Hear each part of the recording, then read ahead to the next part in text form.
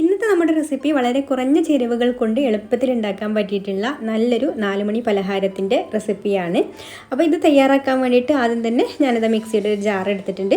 അതിലേക്ക് നമുക്കൊരു 1/3 കപ്പ് പഞ്ചസാര ഇട്ട് കൊടുക്കാം. അപ്പോൾ ഈ 1/3 കപ്പ് 5 ടേബിൾ സ്പൂൺ പഞ്ചസാരയാണ് കേട്ടോ ഉള്ളത്. 4 ടേബിൾ സ്പൂൺ ആയാലും മതി.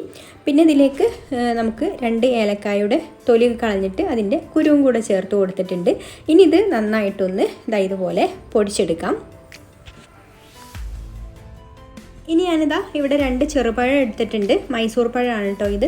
അതൊന്ന് ഇതുപോലെ ചെറുതായിട്ട് മുറിച്ചെടുത്തതിന് ശേഷം നമ്മൾ പൊടിച്ച് വെച്ചിട്ടുള്ള പഞ്ചസാരയിലേക്ക് ചേർത്ത് കൊടുത്തിട്ട് അടച്ചു വെച്ച് ഒന്നും കൂടെ നന്നായിട്ട് അടിച്ചെടുക്കാം. അപ്പോൾ ഇതിലേക്ക് നമ്മൾ വെള്ളമൊന്നും ചേർത്ത് കൊടുക്കുന്നില്ല കേട്ടോ. ഒട്ടും വെള്ളം ചേർക്കാതെ അരിച്ചെടുത്തിട്ടുണ്ട്. ഇനി നമുക്കിത് ഈ ഒരു ബൗളിലേക്ക് മാറ്റാം. എന്നിട്ട് ഒരു പാൻ അടുപ്പത്ത് വെച്ചിട്ടുണ്ട്. അതിലേക്ക് നമുക്കൊരു ടീസ്പൂൺ നെയ്യ് ഒഴിച്ചു കൊടുക്കാം. നെയ്യ് ഒന്ന് മെൽറ്റായി വന്നതിന് ശേഷം നമുക്കിതിലേക്ക് കുറച്ച് തേങ്ങാക്കൊത്ത് ഇട്ട് കൊടുത്തിട്ട് ഒന്ന് വറുത്തെടുക്കണം. തേങ്ങാക്കൊത്ത് ചെറുതായിട്ടൊന്ന് മൂത്ത് വന്ന് തുടങ്ങിയപ്പോൾ തന്നെ ഞാൻ ഫ്ലെയിം ഓഫ് ആക്കിയിട്ടുണ്ട് കേട്ടോ. പിന്നെ ഈ ഒരു പാനിൽ കുറച്ച് സമയം ഒന്ന് നമ്മൾ ചൂടാറാൻ വേണ്ടി വെക്കുന്നുണ്ട്. അപ്പോൾ ആ ഒരു സമയം ബാക്കിയുള്ളത് മൂത്ത് വന്നോളും. തേങ്ങാക്കൊത്തിൻ്റെ അങ്ങനെ പ്രത്യേകിച്ച് കണക്കൊന്നുമില്ല കേട്ടോ. നമുക്ക് ഇഷ്ടമുള്ള അത്രയും എടുക്കാം. അപ്പോൾ അത് ചെറുതായിട്ടൊന്ന് ചൂടാറി വന്നതിന് ശേഷം ആ ഒരു നെയ്യോട് കൂടിയിട്ട് തന്നെ നമ്മളിതാ ഈ ഒരു പഴം അടിച്ചു വെച്ചിട്ടുള്ളതിലേക്ക് ചേർത്ത് കൊടുക്കുന്നുണ്ട്. ഇനി പെട്ടെന്ന് തന്നെ ഇതൊന്ന് നന്നായിട്ട് മിക്സ് ചെയ്ത് കൊടുക്കാം.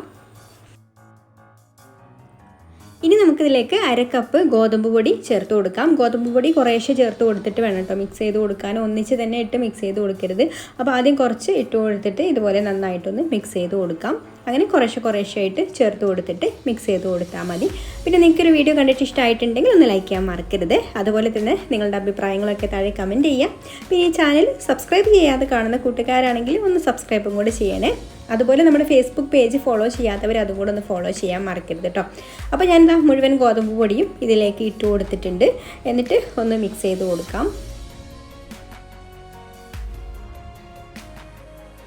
ഇനി ആ മധുരം ഒന്ന് ബാലൻസ് ചെയ്യാൻ വേണ്ടിയിട്ട് ഇതിലേക്കൊരു 2 നുള്ളു ഉപ്പ് ചേർത്ത് കൊടുത്തിട്ടുണ്ട്.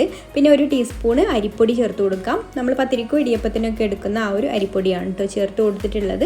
പിന്നെ ഇതിലേക്ക് 1/4 ടീസ്പൂണ് അപ്പസോഡ ചേർത്ത് കൊടുക്കാം. അതും കൂടി ചേർത്ത് കൊടുത്തിട്ട് ഇത് നന്നായിട്ട് മിക്സ് ചെയ്ത് കൊടുക്കാം. ഇതിൽ നമ്മൾ ഒട്ടും വെള്ളം ചേർത്ത് കൊടുക്കുന്നില്ല കേട്ടോ. ഈ ഒരു പഴത്തിൻ്റെ വെള്ളത്തിൽ തന്നെയാണ് ഈ ഒരു പൊടികളൊക്കെ മിക്സ് ചെയ്ത് കൊടുക്കുന്നത്.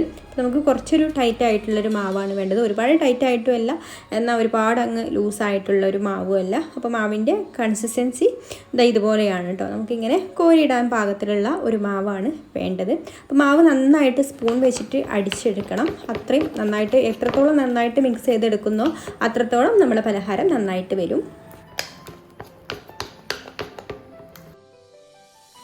ഇനി നമുക്കിത് എണ്ണയിലേക്ക് കോരിയിടാനുള്ള സൗകര്യത്തിന് വേണ്ടിയിട്ട് ഞാൻ ഇതുപോലെ ഒരു ഐസ്ക്രീം സ്കൂപ്പാണ് കേട്ടോ എടുത്തിട്ടുള്ളത്.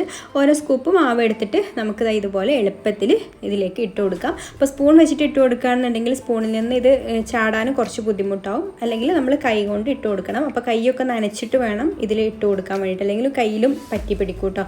അപ്പോൾ ഇതുപോലെ നമുക്കൊരു ഐസ്ക്രീമിൻ്റെ സ്കൂപ്പർ ഉണ്ടെങ്കിൽ അത് വെച്ചിട്ട് നമുക്ക് പെട്ടെന്ന് ഇതിലേക്ക് ഇട്ട് കൊടുക്കാം. പിന്നെ മീഡിയം ലോ ഫ്ലെയിമിൽ വെച്ചിട്ട് വേണം കേട്ടോ ഇത് ഫ്രൈ ചെയ്തെടുക്കാൻ വേണ്ടിയിട്ട്.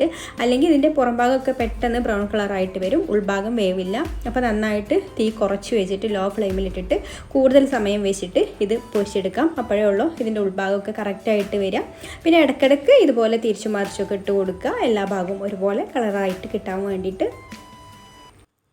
എന്നിട്ട് ഈ ഒരു കളറായിട്ട് വരുമ്പോൾ നമുക്ക് ഫ്ലെയിം കൂട്ടി വെച്ചിട്ട് ഇത് കോരിയെടുക്കാം. അപ്പോൾ ഇതിവിടെ റെഡി ആയിട്ടുണ്ട്. ഇനി നമുക്കിതെല്ലാം കോരിയെടുത്തിട്ട് ബാക്കിയുള്ളതും കൂടെ ഇതുപോലെ തന്നെ പൊരിച്ചെടുക്കാം. അപ്പോൾ ഇത്രയേ ഉള്ളൂ. എല്ലാവർക്കും സിമ്പിളായിട്ട് ഉണ്ടാക്കാൻ പറ്റിയിട്ടുള്ള ചെറുപഴം വെച്ചിട്ടുള്ള ഉണ്ടാമ്പൊരി ഇവിടെ റെഡി ആയിട്ടുണ്ട്. അപ്പോൾ ചായയുടെ കൂടെയൊക്കെ കഴിക്കാൻ പറ്റിയിട്ടുള്ള അടിപൊളി പലഹാരമാണിത്. അപ്പോൾ എല്ലാവർക്കും ഈ ഒരു റെസിപ്പി ഇഷ്ടമായിട്ടുണ്ടാകുമെന്ന് വിചാരിക്കുന്നു. അപ്പോൾ ഇനി മറ്റൊരു നല്ല റെസിപ്പിയുമായിട്ട് അടുത്ത വീഡിയോയിൽ കാണാം. താങ്ക്